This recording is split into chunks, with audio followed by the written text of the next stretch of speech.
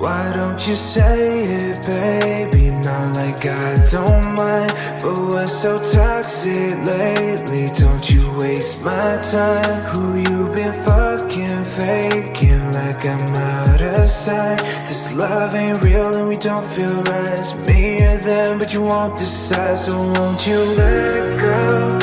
Don't wanna hear a call, another text, no. Don't bother me with questions, girl. This true crime case is extremely disturbing, so please consider scrolling now if you need to. What is the problem? He's killing my friend! Who's killing your friend? Chimp, my chimpanzee! Oh, your chimpanzee is killing your friend. Fuck him and Ruth! And she's dead. She's dead. Why are you saying that she's dead? She's dead. He ripped her apart. He ripped what apart? Her face? Everything. He ripped her apart? So this phone call took place on the 16th of February 2009 in Connecticut. The call came from Sandra Herold. Sandra and her husband Jerome were successful multiple business owners, and they purchased Travis the chimp when he was just a baby. Here in the UK, owning an exotic animal, a very dangerous one at that, as a pet is completely unheard of. However, we all know that the laws are very different in the US. The couple loved and treated Travis like he was a human, their own son. Travis became a bit of a local celebrity. All the locals knew his name, and he even became a mascot for the Herald's businesses. And of course, being raised with humans, Travis learned how to dress himself, feed himself, unlock doors. He could use a remote control for the TV. He even knew when the ice cream truck would pass by their house. He used to wrestle around with Jerome, and whenever Jerome would tell Travis to stop because he was getting a bit too heavy-handed, he would.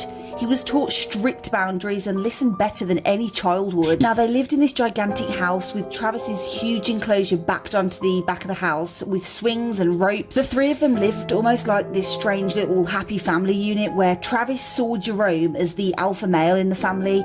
But sadly, Jerome passed away from cancer in 2004 and their lives changed forever. Sandra was devastated by the loss of her husband, and what she would do to deal with the grief is pamper Travis. She would sleep with him, eat with him, she would treat him like a real child. But Travis the chimp, being an exotic animal, had this mindset now that the alpha male had died that he had to take over. Now, bearing in mind that chimps are one of the strongest, most dangerous animals with the strength of at least 5 grown men, and before Jerome died, he turned to Sandra and said that she had to give Travis up. He was too big, he was getting too much to handle, and he just knew that she wouldn't be able to cope. He had this sense that something bad was going to happen, and my gosh, was he right. Now, between Travis's enclosure and the house, there was this big metal door to lock Travis into the enclosure, but like I said, Travis learned how to unlock doors, and one day he came out of the enclosure and he was in a very agitated mood. The 5-foot chimp, standing on its legs, refused to obey Sandra and get back into its enclosure. Now, in the past few years, Travis had grown bigger and stronger, and problems like this would sometimes occur now and then, and Sandra just couldn't cope anymore without her husband's help. So what she would do is call on her local friend Charla Nash. Charla Nash had known Travis since he was a tiny baby. There was that trust and bond there, and she'd be able to come over. He would listen to her. So what Charla did to try and get him back into the enclosure is grab Travis's favourite red teddy and dangle it near the cage, hoping that he'd run towards her and she could then lock the door. And he did just that. But instead of grabbing the teddy, Travis's agitated mood transformed into rage. In Travis's mind, he thought that Charla was trying to taunt him with his favourite teddy. Out of rage, he aggressively grabbed Charla Nash and began to brutally attack her, ripping her limbs and her face apart. Travis went on and on, just ripping Charla Nash apart. Sandra made the devastating decision to grab a knife and stab Travis the chimp.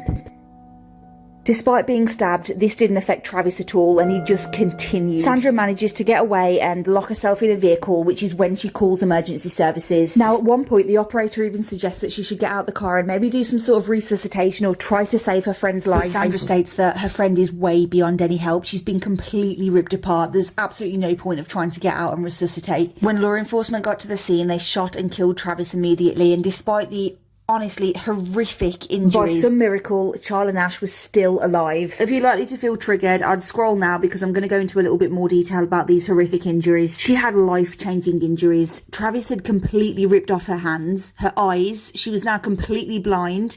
Her face was just so disfigured, and after many, many years of experimental surgery and plastic surgery, this is Charla's face more recently. Now, what's disturbing is Travis's head was taken for testing after the attack, and it was found that Sandra had put Xanax into his drink, which causes rage in even humans, never mind a gigantic chimp. Tyler Nash filed a lawsuit against Sandra and received £4 million, which is nothing in the grand scheme of things. Just over a year after the attack, Sandra died from heart issues, and it's believed that she suffered so much heartache and loss over the past couple of years, her heart just couldn't take it anymore.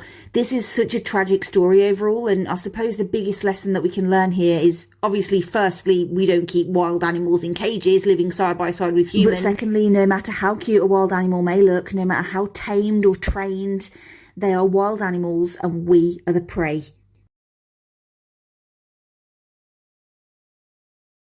The world's most dangerous serial killer iceberg. This picture contains a list of serial killers from the least disturbing to the most. With all of this talk going on about Jeffrey Dahmer, I thought it would be interesting to go over a couple serial killer cases that the media didn't even want you to see. As always, the disturbing details are posted in the Discord in the bio. This is Dennis Nilsen, or also known as the Kindly Killer. The first victim of Dennis was a 14-year-old boy named Stephen Holmes, who he met at a local pub. He invited Stephen to his new house and he wanted to drink together in order to celebrate the new year. The two eventually drank themselves to sleep, but when Dennis woke up in the morning, he realized that Stephen was still sleeping. Fearing that Stephen would leave him, he strangled him and then drowned him in a bucket that was in the kitchen. He then took his camera out and started taking pictures of the boy, and the most disturbing part about this is he would set the boy's body up to watch television with him. Then once the show was finished, he would take the boy, wrap him back up in the plastic bags, and stick him under the floorboard. Eventually, once the body started to decompose, he would then boil the hands, head, and feet, and everything else he would flush down the toilet. Dennis ended up murdering at least 12 people within a span of 5 years. If you want to see some more disturbing details about this case, click the link in the bio to join the Discord, and make sure to like and follow for part 2 tomorrow.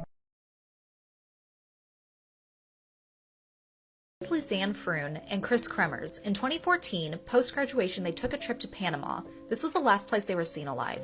The two girls had chosen there because they wanted to dedicate their time by volunteering with children and learn more Spanish. They arrived on March 15th, 2014 to do some exploration before their volunteer work began. On March 29th, they got to the school they were supposed to be volunteering with, and the staff had told them that currently they had no space for them. They were full to come back a week later. Kris had a diary and she had an entry about this. Basically, she was saying that the staff came off kind of rude and they were unfriendly, and she couldn't understand why they couldn't start on this start date because they had planned this out months ago. Luckily, they were staying with a host family, so they didn't have hotel costs. So flash forward to April 1st. They decided to take the family dog, his name was Azul, and go on a hike. They had set up a tour guide for the following day, and once they set out that morning for their hike, they wrote on their Facebooks they were going to explore, and people would see them have brunch with 2 other boys. They had set off at about 11 a.m., and the hike was said to be about 5 or 6 hours round trip, so the host family didn't expect them back till much later. Then something weird happened, and Azul, the dog, he showed back up to the house, but the girls were nowhere to be found. The tour guide actually showed up at the host family house because they had missed their appointment with him.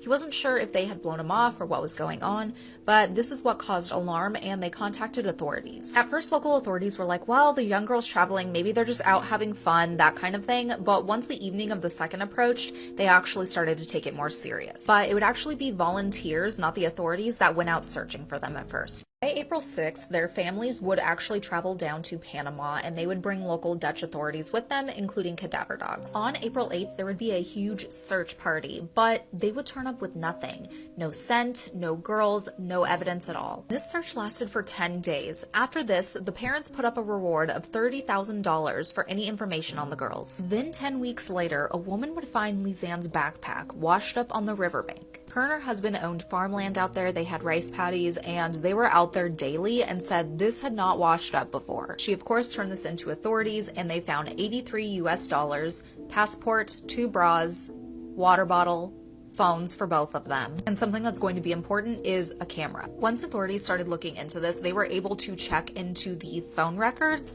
which gave us sort of a timeline. On the 1st, there would be calls just before 5 p.m. going to 112, which was the Netherlands emergency number. The following day, there would be attempts to call the emergency services again, including 911. On the 3rd, a call would actually connect to 911, but it dropped immediately because, as you can expect, out in the forest, there is no cell service. On the 5th, Lisanne's phone had died and wasn't turned on again. The 5th and the 6th, they can see that Kris's phone was turned on, assuming to check signal because no other actions were done. Along with this, Chris, on the 6th, there would be records of incorrect passcodes put into the phone. Then the 7th through the 10th, there was 77 attempts to call emergency services. Chris's phone was turned on and off for the last time on April 11th, and there was 22% battery left. They started looking at the camera, and that's how we got pictures like this. Nothing weird would pop up until April 8th, and this is when there was 90 flash taken photos at night. There's a lot of theories on this, if the girls were trying to get the attention of the search party, if they were trying to scare off an animal or see their way, but really if you think about it, if they were trying to use it to see their way, using the flash would have made things worse. And as the searches continued, they would find Chris's shorts neatly folded up on a rock nearby where the backpack was found. 2 months after this, going into August now, they would end up finding human bones. They would find a pelvic bone and then also a boot with a foot still in it. Out of everything they found, the pelvic bone, a rib, and small fragments belonged to Kris. The foot and 33 other bone fragments that they found belonged to Lisanne. Chris's bones looked bleached, and to this day, this is something they still haven't been able to figure out, and they don't know if it was they wandered off or foul play. This is why you should always lock your doors. This is Richard Chase, and he is better known as the Vampire of Sacramento. He took the lives of 6 people. Not only did he kill his victims in the most disturbing way possible, but he would also drink the blood of his victims. When he was finally arrested, he told the detectives that locked doors were a sign that he was not welcome, but unlocked doors meant he was welcomed in. Richard was given the death sentence, but he ended up passing away in prison.